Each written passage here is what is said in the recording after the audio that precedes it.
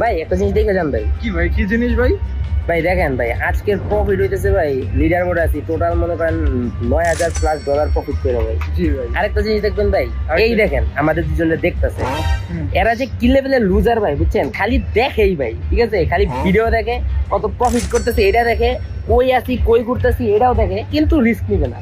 এটাই তো ভাই, তারা ভাবতেছে যে রিস্ক নিলেই মানে রিস্ক নিলে দুবাই চলে আসবে। আর দুবাই আসলে এই যে কত ঝামেলা ভাই, আমাদের এই যে কত ক্রাউড ফেস করা লাগে, একদম কত অনেক কষ্ট ঝামেলা ভাই, মানে এদের তো মায়া লাগে না।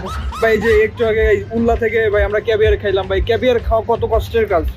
মাছের কি ডিম নাকি? হ্যাঁ ভাই, সবচেয়ে কত টাকা জানি ওটার দাম ভাই, ওটা ভাই এক্সপেন্সিভ জিনিস ভাই, এই যে এগুলো খাওয়া লাগবে ভাই, মানে কেন রিস্ক নেওয়ার দরকার আছে? কোনো রিস্ক নেওয়ার কোনো দরকারই নেই। কেউ রিস্ক নেবেন না ভাই, মানে উল্লা সল্ট বে সিজন বুড়া এই জায়গায় খাওয়া লাগবে ভাই, খাবার মানে বুঝতেছেন ভাই, শুধু শুধু এই জন্যই তারা দেখে, তারা তোমরা দেখে ডাল বাতি খাও। ঠিক আছে।